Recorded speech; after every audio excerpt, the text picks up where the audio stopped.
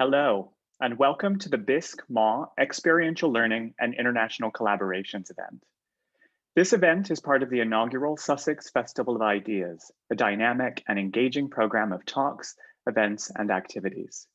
The festival is produced by the newly formed School of Media, Arts and Humanities at Sussex University.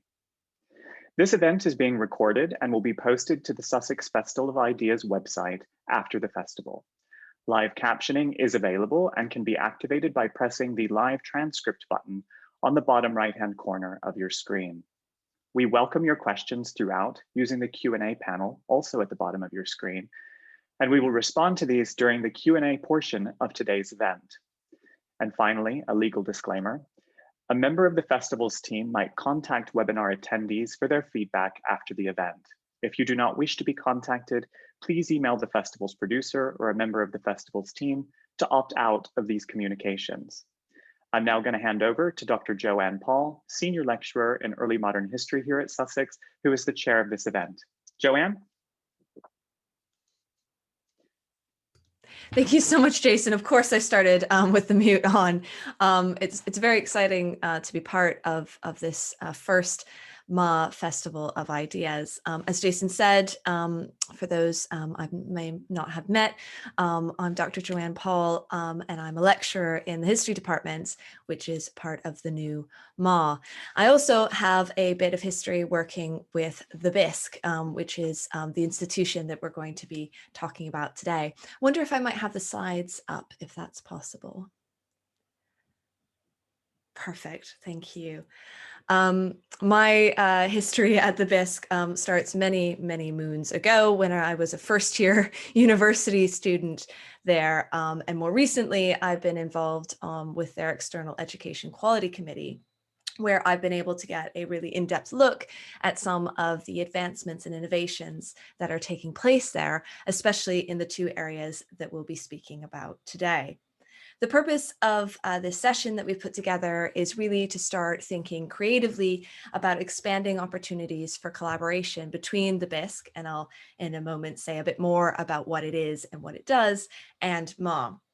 After introducing the BISC and some possibilities for collaboration, I'll introduce our two speakers, both based at the BISC, who will speak about two opportunities in particular around experiential learning and collaborative international online learning. As I said, or as Jason said, it's our hope that we can have a very lively Q&A discussion where we can start making some connections, or at least as lively a discussion as Zoom webinars will allow. So I will start with just a quick overview of what the BISC is. Could I have the next slide, please? I may be the least qualified person on this panel to talk about the BISC, considering our other panelists are based there, but I will say a few words about it and they can fill in the blanks or give us any corrections or updates as necessary. So the BISC, B-I-S-C, is the Bader International Study Centre, which is based at Herstmonceux Castle, not too far from Sussex campus in East Sussex. For I think more than 25 years now, it's been a UK campus of Queen's University, Canada. And to borrow a phrase from the website, it's an international study center where students, teachers, and scholars from around the world can study, engage with, and learn from one another in an interdisciplinary academic environment. Because there are only about 100, 150 students studying there at a time, class sizes are very small, and students, even first years, get the benefit of working very closely with their professors. The main body of students are first years, but there are also upper year programs and a newly redeveloped summer research program as well. When I was there, again, many years ago, the focus was on subjects in the humanities, but the BISC now also has fully developed labs for the sciences, and I believe Dr. Lloyd will also touch on the concurrent education program. Importantly, there's a strong emphasis on experiential learning, which we'll hear more about in a moment, and primary source research runs through all of their courses, including in the first year, which is why it is such an excellent opportunity for first year students to study there. With this diverse range of subjects, there are, of course, faculty covering a wide range of disciplines, all of whom are conducting their own research and scholarship. And there are also research projects specifically based at the castle, the most notable perhaps being the Environments of Change project, which brings together archaeology, digital humanities, ecology, history, video game design, fine arts, and other disciplines to understand the environmental history of late medieval Sussex using emerging digital tools. Could I have the next slide? Thank you. Hopefully, many of you are already having ideas about how the BISC and MAH might expand their collaboration, which of course, as I said, is really what this session is all about. As a first-year student at the BISC before the age of digitization, my first university library was the Sussex Library. So a Canadian student came over and I was studying at the BISC, and they would bus us over to Sussex to be able to gather our material for that week's reading and research. I think that's less of a feature of the BISC student life today because everything is digitized, but there are still opportunities to share resources and expertise between the two institutions. I also, and before the world ended, it was going to be an annual event, took about 100 first-year history students to Herstmonceux Castle, I guess it was 2 years ago, where they were able to experience explore the medieval castle firsthand, as well as to interact with the international students who were based there. Beyond such opportunities for students to interact, I think there's also a desire to build up faculty connections. Dr. Lloyd has presented at the History Work in Progress, for instance, and from time to time, there are faculty, including in MAH, who teach both at the BISC and at Sussex. And these connections allow us to think not just about sharing research, but also pedagogical expertise, which is why I have asked Dr. Saraseda to speak to us about experiential learning, which is a matter of great focus for the BISC. And this online world that we're all living in allows us to think creatively about developing online international connections around learning, which is what Dr. Lloyd will speak to us about. So I think that's a good transition into introducing our speakers. If I could have the next slide. Dr. Saraseda is an art historian at the BISC whose research focuses on the visual arts in modern and contemporary Europe, with an interest in 20th century abstract and conceptual art and landscape representation. She is also, and especially for our purposes today, the Experiential Learning Manager at the BISC, and will be taking us through some of the whys and the hows of experiential learning, especially in an online environment. Before I turn to her, I will also briefly introduce Dr. Lloyd, whose research focuses on the culture and subcultures of 1960s London, especially the music and life of Jimi Hendrix. He's also the academic director of the BISC and will be speaking to us about collaborative online international learning. But first, I will hand over to Dr. Saraseda.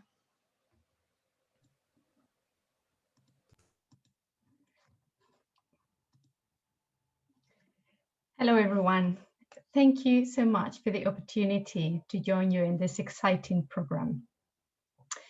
As Dr. Joanne Paul has mentioned, experiential learning is the key pedagogy at the BISC. It has been the idea of integrating field studies into our course design was already present since the inception of the Beta International Study Center, but it's been basically in the last 5, 6, 7 years that we've started giving a much more important role to experiential learning, particularly in integrated in our course design. So the first question that one will ask is why experiential learning? Why is it important that we pay attention to it? And the answer comes from research that has been happening in recent years in the outcomes of higher education. And that research indicates that the number of jobs advertised each year, particularly in the arts and humanities sectors, are very, very much below than the number of PhDs conferred in any given previous year. And that is if we think about people who engage with PhD education, but if we think about people who only go to do a master's degree or just BAs, that number of people that have not access to jobs in their sector is actually much higher. And the reality is that only about a third, or even less than a third, of university graduates end up working in a job related to their major. Now, it's true that in many cases that might be a conscious decision, but in some other cases, in many other cases, it's not really, it's just the only opportunity or the only chance. To this, we also need to add the fact that we live in a profession world that changes constantly. And I think those changes have been much more acute in the last maybe 5-10 years. We see new professions emerging, and therefore it's difficult to train our students for a role that maybe doesn't exist yet. So the role of experiential learning is really to bridge that gap between academia and the workplace. At the BISC, we follow a very specific model for experiential learning. It's quite different from the model that we have in main campus. Main campus at Queen's University, there is an experiential learning program, but it's a program that deals more with job placements and practicums and study abroad opportunities. Whereas at the BISC, what we've done is to follow the traditional experiential learning cycle developed by Culp, adapt it and take some of the elements that were developed in main campus and really much apply it to our environment, to our group of courses. And in that way, experiential learning very much is connected to the learning outcomes of our courses and to the content of our courses. So we follow very much an active learning strategy. Our program is focused on a practical approach to the discipline of study. And in this sense, the question I always ask our faculty to ask themselves is why? Why is it important that students take my course? What can they walk out from my course with, apart from the background knowledge that they're supposed to get? And this is where experiential learning comes in.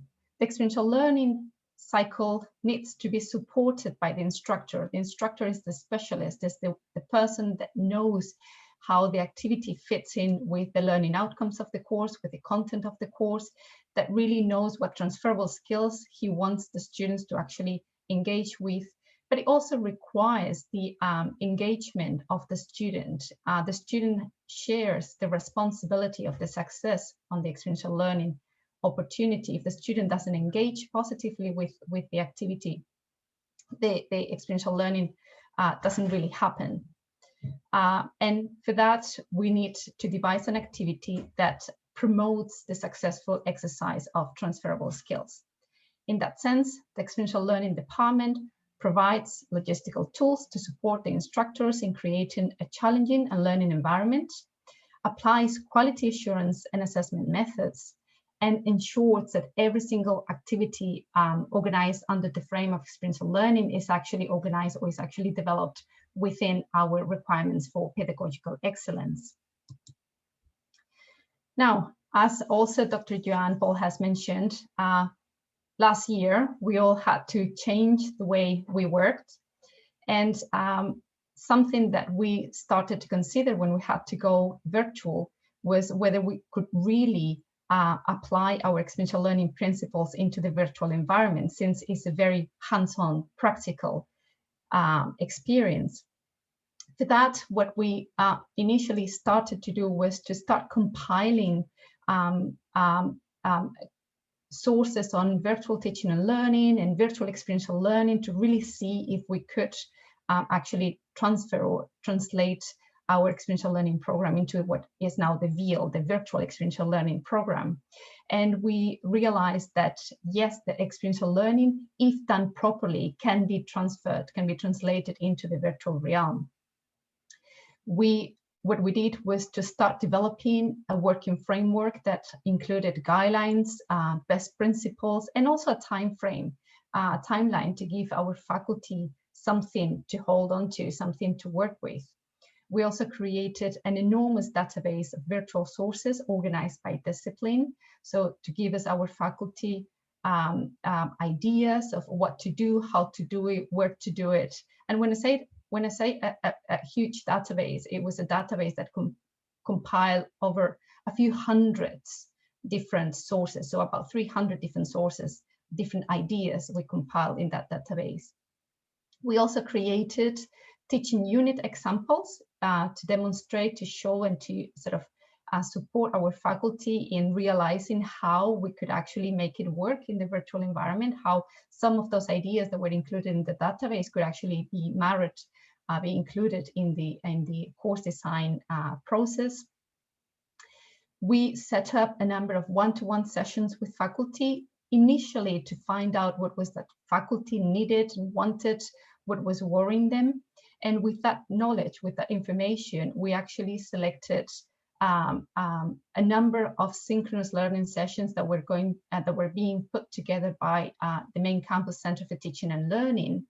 And we engaged with those, but also we created a sort of parallel series of sessions that actually help our faculty to apply the tips and the information given in the more generic Center for Teaching and Learning sessions to the specific environment of the BISC and to specific examples at the BISC. And we also created a series of webinars that were more directed towards mastering and making the most of our virtual learning platform. We work with Practicebased, and our faculty is quite confident, quite comfortable working with Practicebased, but it was a matter of really making the most of what Practicebased could offer, so we could create the best virtual environment possible. For this, it was especially key that our faculty and staff worked together as a collaborative group. We all were working, finding sources, sharing sources, critiquing, distilling best practices, distilling ideas from sources and putting it together and discussing it together so we could actually create this working framework that has been very helpful. And some of the results that we've seen, one was that whereas before having to go virtual, we had a very specific framework, a very specific model for experiential learning. The virtual environment has actually allowed us to expand that working framework and to really embrace a variety of VL options. Whereas before we had a system where we had the course, and each course had to have 2 experiential learning opportunities attached to specific elements, a specific material in the course. Now experiential learning, the virtual experiential learning, can work as an umbrella concept that is actually present from the beginning in the moment that one engages with course design, and is also constantly revisited throughout the course delivery. And the other important result that we've seen coming out of this strange time is that the virtual experiential learning has showed us that it has been an opportunity to develop something that actually can live beyond this pandemic. And what I envision for the future is a blended model where we have this experiential learning concept as an umbrella element above the course design, and is actually punctuated by both virtual and in-person activities that march together very nicely. And just to finish, the last thing I brought in was a very quick example of one of the most traditional experiential learning and virtual experiential learning activities that we could have at the BISC, and that's the visit to a virtual museum or a virtual gallery. On the left, you have here the guiding principles, the guiding ideas that are designed or are compiled in order to enhance student integration with the experiential learning opportunity, and also to promote success in their attainment, in their engagement, and in their outcome of their experiential learning work. So things like keeping things simple, considering asynchronous learning, slow things down and break them into steps that allows us to actually have check-in points where we can see that every single student is actually going through the path that we want them to go, and we're not missing anybody, nobody's lagging behind, nobody's been left behind or fallen through the cracks of the activity. Also, another principle was not to use too many new technologies at the same time in the same activity, and basically trust the students and be responsible when those students are struggling. And on the right, you have an overview of what would be the delivery of what it would be this ELO, the visit to a virtual museum or gallery, where you can see it's actually spread throughout 7 weeks of the term. And you can see how we have a moment for preparation and briefing the students and really explaining and telling them what we want them to do, how we want them to do it, how we want them to engage with the activity.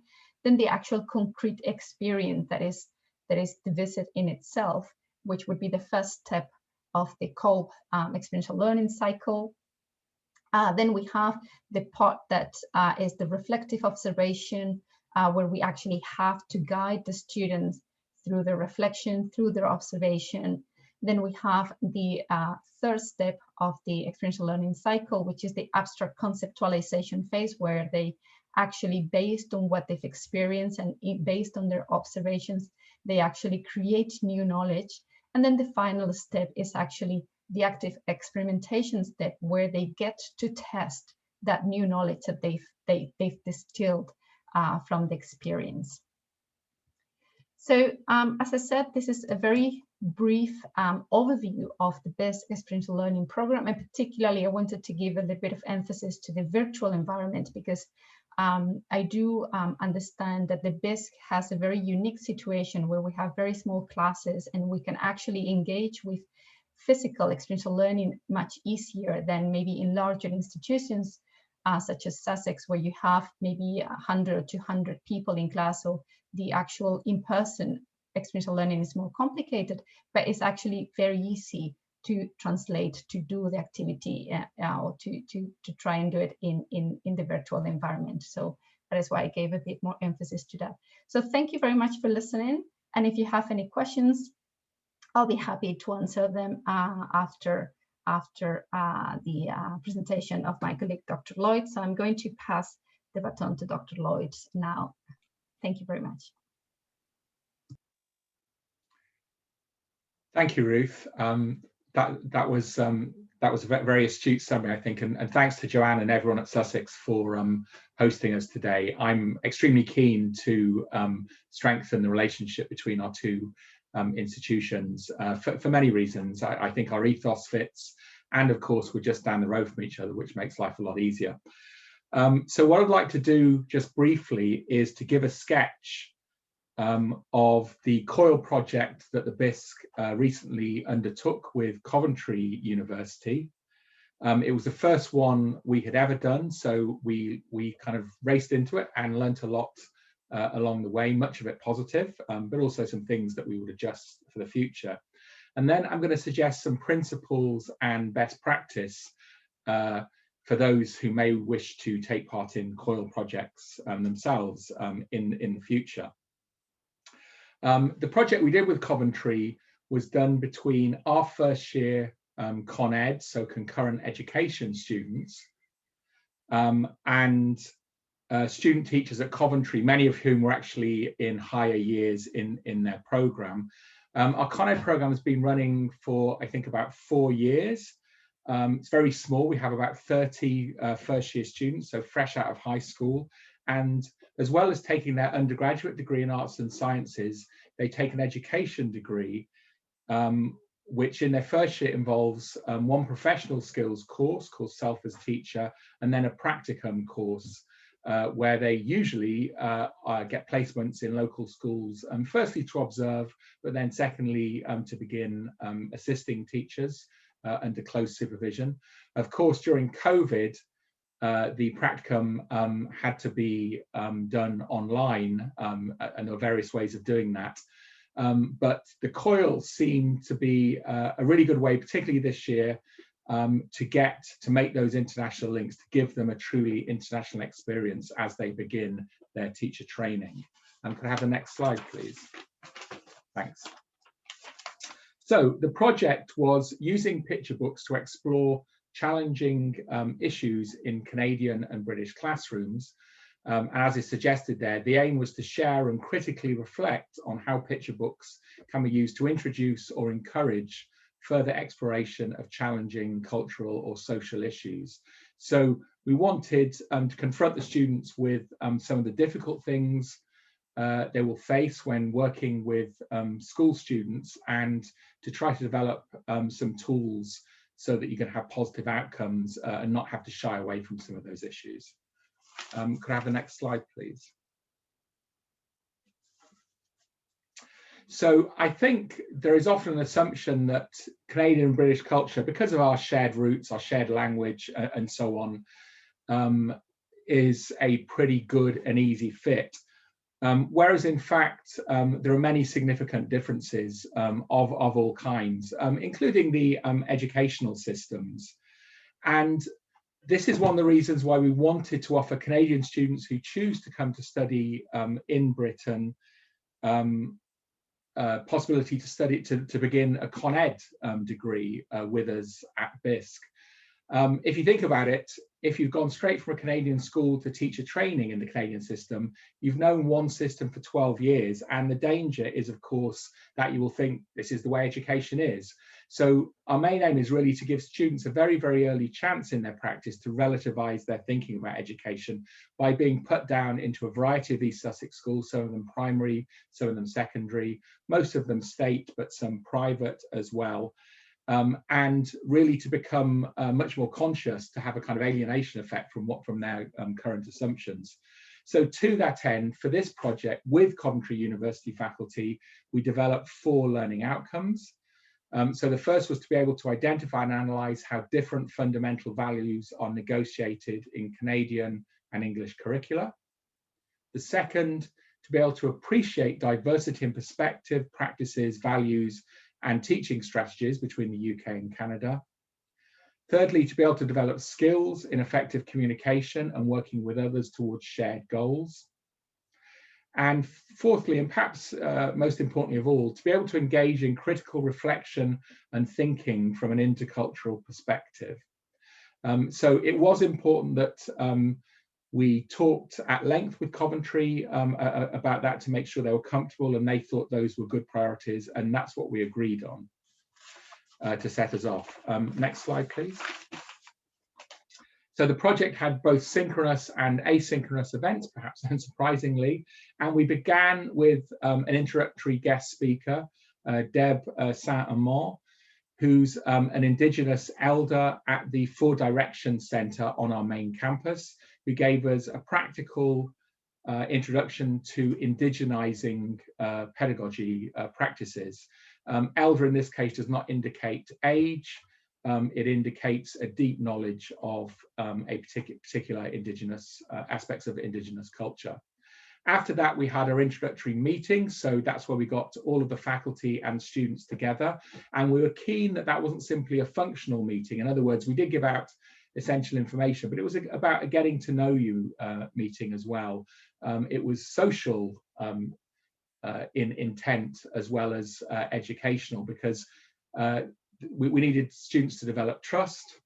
We needed them to try and begin to understand who the other people are, why they had volunteered for this project, and so on. So very important, those kind of non-functional elements there.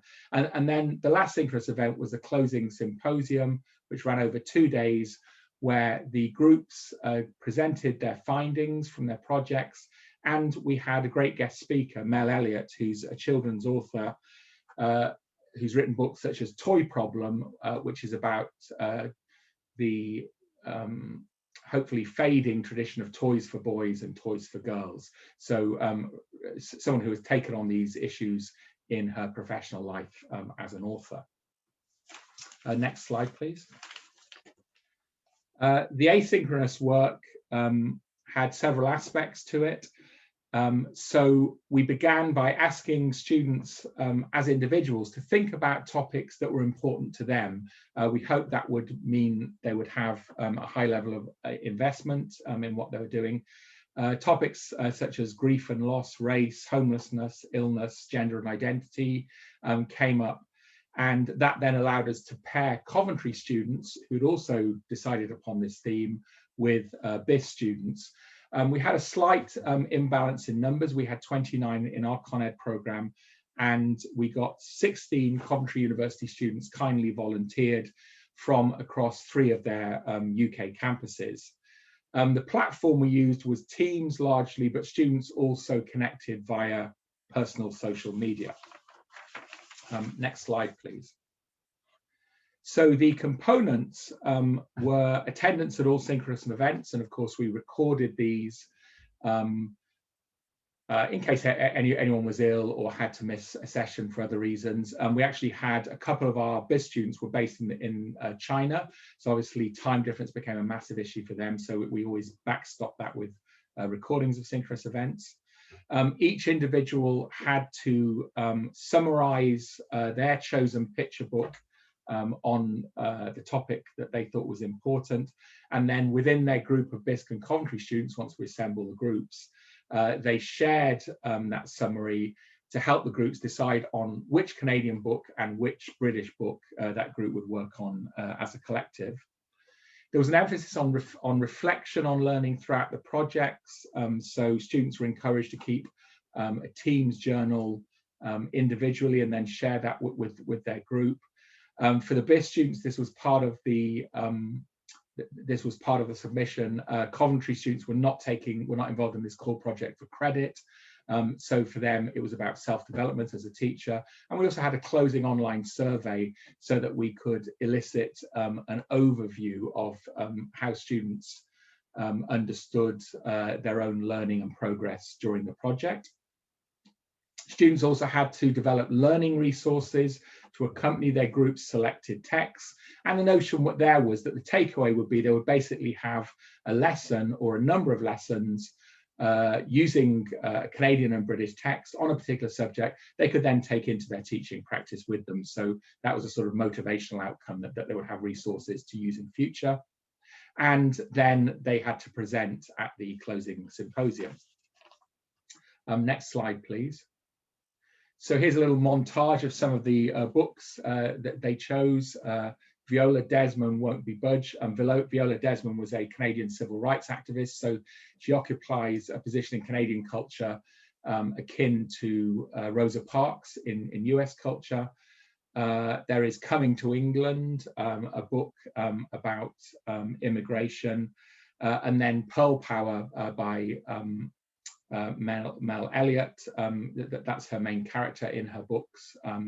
And the toy problem there, that's about gender, toys, and so on. So students had a nice variety of chosen texts. Next slide, please. I think we're missing one there. That's it, thank you. We, as I said, try to gather a student's eye view of the project at the end. I'll just read some of that quotation. Largely positive, I would say. KR said, who's a BISC student, said, "I think this project is beneficial because it teaches us, future teachers, how to use books in lessons and how we can create so many engaging activities from a picture book. I really enjoy being able to partner up with students from another university in another country. The danger at BISC is, of course, we have largely Canadian students, so it becomes a Canadian or Beta bubble, as it's sometimes referred to. Although I was only able to work with my partner for the first few weeks, it was of a 10-week project, I think it's important to listen to other people's perspectives on global issues and evaluate or compare how they are talked about and treated in classrooms in our respective countries." So that was that kind of cultural and pedagogical relativization. And so I was really pleased that their student picked up on that, because that was one of our main aims in the way we set this project up. Next slide, please. So positives and benefits from the project. We were really pleased with the quality of what students made for their assignments. Very creative, very imaginative, so that clearly worked well. So the picture book focus was a good one, it turned out. It enables students, especially during lockdown, to connect with international peers, something they really enjoyed doing. And I think there's some friendships that will go on that came out of this. The scope of the project that we negotiated with Coventry seemed to work well. So it was a 10-week time frame. We were careful to be mindful of faculty and student commitments. Many of the students are still working to earn money on the Canadian side, and the Coventry students have other commitments. Course structures, how this fitted into existing course structures is very, very important. We didn't want it to become something that seemed an overload. And cross-cultural expectations as well. We all learnt a lot about Anglo-Canadian differences and similarities, and that was quite dynamic sort of interaction. I think it was not just smooth and simple. There was all kinds of things going on there. Peer connections were made that were fruitful to other aspects of studies. So one of the Coventry students, through our students, was able to get access to Canadian curricula for a project in another course, for example. So that worked out well. And we built a solid and friendly relationship with the COIL team at Coventry University. They had more experience of COIL with us, so we're very grateful to them for sharing that, and we enjoyed working together. Next slide, please. There were, of course, issues and learning points, particularly since we sort of plunged headlong into this without much prior experience. So the imbalance in sizes between the Coventry cohort and the BISC cohort was challenging. We could not have equal numbers of students in each of the groups from each institution. The students from Coventry were not completing the project for credit, and some just became overloaded here, so they actually had to leave in the middle to give attention to the work that was credited towards their degree, and we just had to accept that. The partner university students were from a variety of classes and campuses, so they didn't necessarily know their own faculty, so that was disadvantageous, I would say, and sometimes led to a little less engagement. We discovered that when students are working with their own faculty, that there is already a trust and a kind of sense of commitment there, more than otherwise. And the fact that we had not created a faculty handbook for Queen's BISC profs prior to this, because we hadn't done it before, so we are working on that now to help faculty out. So it was a trial. We had to be nimble to improvise along the way. Also, tech issues were much more common and daunting than we thought they were. Both Coventry and Queen's clearly has very good IT, who are good at putting up firewalls and preventing external intruders from getting into their systems, and that was the way sometimes our attempts to sort of join teams between the two universities was interpreted by the software. So we spent a lot of time on the phone with IT on both sides to get those barriers down. There were other kinds of permissions that had to be given and so on, but we know all that stuff now. It's not insuperable. And finally, Coventry were ahead of us in terms of documentation. So Queen's did not have completion certificates to acknowledge that students had done this. There was some GDPR tightening up we needed to do, and also social media policy as well, because as we all know, social media is as troublesome as it is useful. So we learned that along the way, and we have sorted all of those out, and we'll be happy to share those with you. If we move to the final slide, please. So there you can see an example of the certificate that Coventry kindly shared with us and their social media guidelines. So again, that kind of framework, it's better if you put it in place beforehand rather than learning that retrospectively. We didn't have any major problems, and Coventry were extremely generous to us, but that's one thing I would advise. And then finally, if I move on to the principles and best practice, I think the first thing you need to do, and it sounds like a statement of the obvious, but nevertheless, I'll say it, to think carefully about your own personal and institutional resources. What kind of lead time do you need? How much time in your day do you have to work on this, especially when problems arise? How fixed is the assessment for your course? Because I think it's always going to be best to have the COIL element of your course assessed. It does help with commitment for everyone. Differences in institutional cultures can be surprisingly large, and pedagogy as well. We did launch another core project with Japanese universities, and the pedagogy there is very, very different to Canadian pedagogy. So that's something that ended up being a positive, but needs a forethought. Understanding COIL as well, choosing the right kind of partners, often personal links with professors in different institutions will work very well. But there are COIL associations in Europe, America, and Japan that I know of. So you can find partners by contacting them via those associations if you're struggling to find a partner. And obviously, any university that's in those associations will be committed to it. I think it's really important to share the development and genuinely negotiate that. So not just having a fixed idea of what works for your institution and sort of superimposing it on the other institution. There needs to be genuine give and take there, and openness to difference. I think you have to pre-negotiate working patterns as well, and decision-making, learning outcomes, and technology. So you do need a longer lead time than you'd think you need. So I would say, any core projects now the earliest they could probably start would be in January next year, or maybe a bit later in that year, because there is legwork to be done. Language and terminology is important as well. So, for example, when we're looking at books which deal with Indigenous peoples in Canada, the British students simply did not know the acceptable terminology. Not blaming them, not their fault. That was something they learnt. And Canadians sometimes use terminology that would be considered perhaps not the best choice of words in the British context. So that's where you build up trust and you accept that there is learning there and so on. I think the reflective element was really, really important at the end, to get students to understand what they had actually learned and so on, and reflection from profs as well. That's really where the deep learning takes place. It's that meta level, not just about the project itself, but how the project ran, what we have learned, in terms of principles for the future as well. As with Ruth, I'd be very happy to take questions on this and to discuss this in future, and to share resources. The first place I'd point you to will be SUNY. The State University of New York has a COIL Center with some very sensible practical advice there that's open access. You can just go on their website, so I'd recommend them. The Japanese universities are really keen on this as well, so there's some resources there, much of which is in English and which is in Japanese. And as I said, I'm really keen to keep building links between BISC and the University of Sussex. You have always been a great host to us, and we would like to help you in any way that's possible. Thank you very much. Thank you so much, both Christian and Ruth, for those presentations. I don't know if you saw me, I was just sat there listening. Forgot, oh yes, I have to come in and share the Q&A. I've taken lots of notes as well.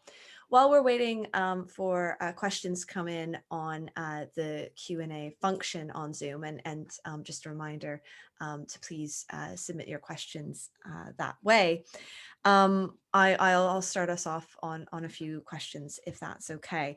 The first question is for both of you, actually, in thinking about both a program of experiential learning and thinking about integrating the COIL.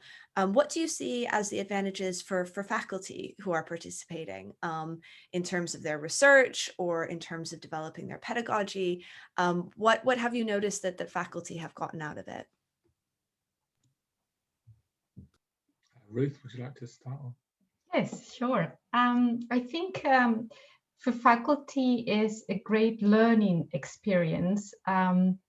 Engaging faculty with experiential learning cannot be done unless you provide an enormous amount of training and support so they can actually develop what they want to develop. But once they've gone through the learning curve, their pedagogy is very much enhanced. The time in class is much more enjoyable, and the students' satisfaction is much higher. So that means more students get to your courses, and so it's all combined, because it's everyone learns, everyone enjoys, and everyone can actually see the benefits of engaging with it. Yeah. Yeah, I'd very much echo what Ruth said. So it does take some work and some training, and institutions need to provide that. But you know, it doesn't take that long to kind of tune into this kind of stuff. It's a great way of really having an expanding and really solid network when you've worked with, you know, it's different from meeting someone at a conference and just chatting about their paper or putting a article into a journal or something like that, where you have contact with the editors. It really is a sort of dynamic process that builds up trust, I think, COIL. It excites your students and makes your class different. And it gets around what can sometimes be the blandness created by the goodwill in intercultural relationships. We all want good intercultural relationships because education is an international enterprise and so on. That can sometimes be a bit rote, I think. And what COIL does, it gives us a chance to actually work through problems with students and faculty from other countries, other universities, really learn how to do that. It's not easy at times, but once you've worked through that, you really have a deep relationship with people, I think, that you will want to use again in future. It's a really interesting way of getting to know people and getting round what is sometimes, I think, a bit boring and lacking in dynamism. Sort of intercultural training can be a bit theoretical and therefore not massively dynamic. So I think this gives real energy, and it's real life problems, because you're trying to sort out not just a project, but really work out how to work with people who are quite different from you. Thank you. I've got a question here. It'll be for Christian. It's about the COIL. Can you say a bit more about how the digital practicalities of the COIL project worked? How did the students work asynchronously, for instance? Was that for them to work out, or was it prescribed by the program? And were there students who struggled to work this way, either for a lack of digital proficiency or access to the technology? Yeah, absolutely. So what we did was we set up the synchronous sessions for the course with several check-ins along the way. But we said to students, you know, it's your project. You have your schedules. You know, I don't know, you know, when the classes at Coventry work, what jobs people were doing, what family commitments they had, and so on. So it was up to them to sort of talk about that, and that was part of the process of getting to know each other in a respectful way. And we suggested that things they should have ready along these checkpoints, but it was entirely up to them to then program their time together and decide what platforms they wanted to use to communicate amongst themselves. Anything official had to be on Teams, and we did talk to them about how to use social media connections appropriately and ethically, and so on. You know what can be public, what cannot be public, and so on. So they did need some guidance on that, because as anyone who's probably, I don't know, over the age of 30 knows, younger people have very, very different boundaries of what they will make public to us. We're a bit more private, so and there are, you know, pretty defined boundaries about what's appropriate in an academic context. So that was part of the learning process for them, and there were one or two bumps along the way where we had to intervene and sort of talk to students who had different ideas about that, but it was fine. We ironed it out in the end. And then platforms were an issue. We did get Teams to work in the end. And if you think about it, you know, Teams was a relatively, this took place, you know, quite a few months ago now. So Teams was a relatively new platform for most of us. It's not the most intuitive platform, I wouldn't have said. Have to learn about, you know, setting notifications for each channel, etc., etc. And you know, the whole idea of the digital native, as research has shown, is a nonsense. Many young people have just as many problems with learning new software as people my age do. So we tried to get self-help stuff going on there, where they could show each other the channels, you know, sorry, the software, the platform in their own language, and on a kind of need-to-know basis for this project. You don't need to learn every function of Teams, for example. And there were issues. The Chinese student we had, the BISC student who was based in China, we really tried to get people to be sensitive about time difference there, because he was sometimes up very, very late at night, or in fact early in the morning, to contribute. So that's where the asynchronous elements helped around that. We encouraged people to be sensitive about each other's work. Students on both sides had jobs to earn money to pay their fees and so on. And that's important. They need to keep doing that. Some students had better Wi-Fi than others, and people again had to just simply accept that. If you live in rural Canada, your Wi-Fi can be absolutely terrible. Other people did not have a good space to work in. You could see their younger brothers and sisters running around in the background, annoying them and things like that. And so you can't really legislate that. I think it's about getting the students to understand how to make the best of the situation they find themselves in, how to be respectful, and how to generate trust with others, and so on. So it's part of their maturing process as scholars and as teachers, I hope. And while people say, well, teaching online's a leveler in some ways, because you don't get people at the front of a room, everyone's voice is on a microphone, so we're as loud as each other. In other ways, it actually, I think, exposes inequalities, and that was clear at times. So the faculty really had to try to keep channels of communication up with students, so they would flag up these issues and then try to assist students in overcoming them. Thank you. I've got another question that I think is going to be the response was appreciated. Thank you, Christian. I think it's going to be a question for both panelists. Again, it starts, this was a really interesting presentation. Many thanks to the presenters. Listening for learning came over as a really interesting theme.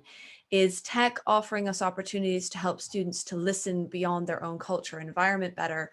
Or is it making us more deaf to other cultures and less attuned?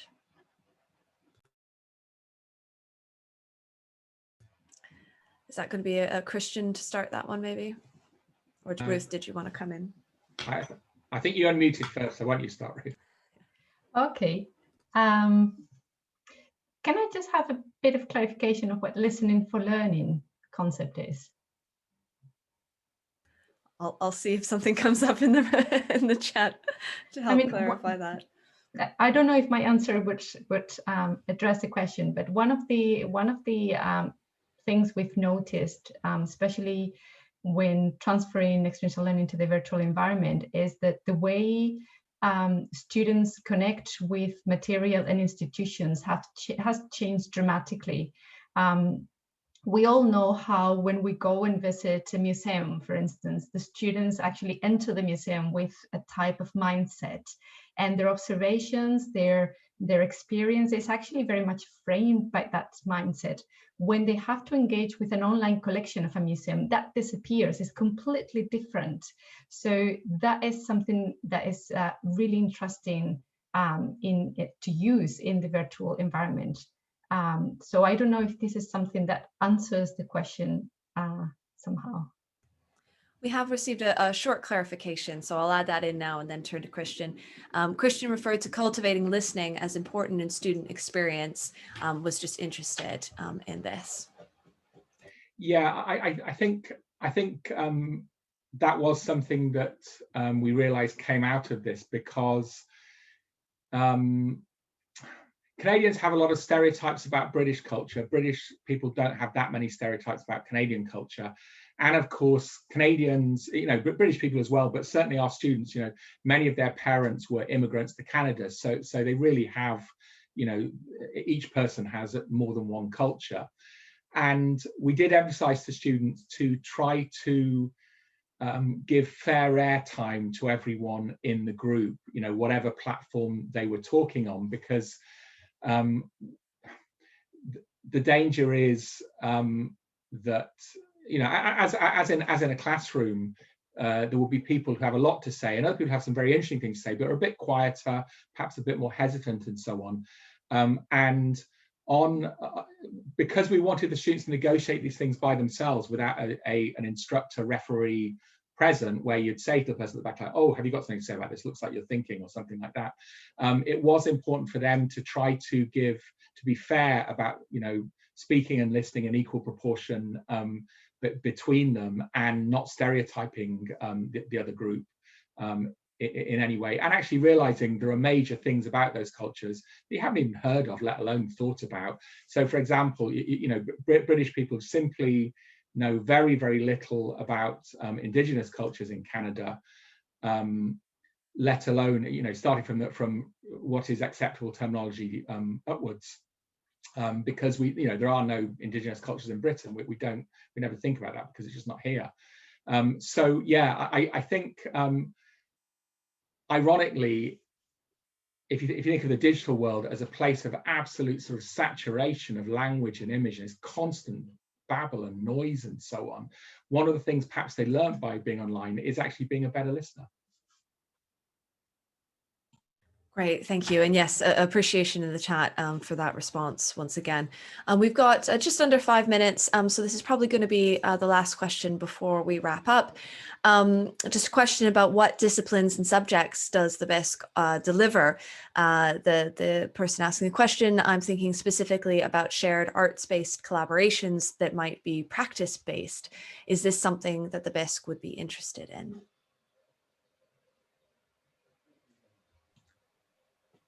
Well, I can talk and then see if I'm sure Ruth will have something to add. So we do humanities, sciences, social sciences, and education. So in the humanities, in terms of the arts, we do literary studies, musical studies, both popular music and Western art music, art history. We don't do fine arts.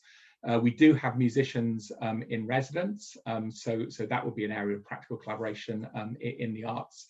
And we are open, and many other humanities subjects as well, we are open to, we do quite a lot of creative assignments as well. So even if, our music courses are not performance-based courses, there are all kinds of performances and creativity goes on here. So yeah, I think some of our profs would definitely be open to discussions about creative and performance-based collaboration. Ruth? And also just to add that one of the great benefits of experiential learning as well is the possibility for interdisciplinarity. So connections that you might not have thought initially can actually come very clear when you see what other people are doing and you realize, well, this is something I could actually somehow benefit from in my course, even if the discipline is completely different. So I'm thinking about, I don't know, things like art history and chemistry in terms of conservation studies, or, there are many different ideas that one can, it's about knowing what the people are doing so you can actually get your creativity going and your ideas flowing, so you can see if you can collaborate there. I mean, I remember there was a brilliant experiential learning session a few years ago during the summer. So it was a class on culture, identity, and self. It was a philosophy class. And one of the ELs was a life drawing class. So the students went to do some life drawing. And then, it didn't, some of them were about as good at drawing as I am, which is not very.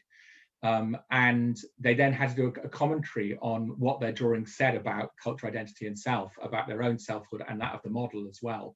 So that's an example where, it's quite an interdisciplinary stretch, but it worked really well. It was experimental and the experiment came off. Yes, and in our history, we've had something similar as well with fine arts to indicate, to sort of understand space and how sculpture works with the space. And so we've had fine art sessions as well to understand different concepts in terms of artistic composition. Yeah. Wonderful. And the person who's asked the question said that they'll be in touch, which is exactly what we are here to do. So I think that's a fantastic way to end this session with just about a minute to go. There's no way to actually clap, but hopefully you'll all join me in expressing your appreciation to our panelists today. And hopefully there will be some emails pinging back and forth about future collaborations. I also should let everyone know to please check the website for other Festival of Ideas events. It runs, I believe, well into the weekends. Thank you everyone for coming and for your questions. Thanks very much. Thank you. Thank you very much.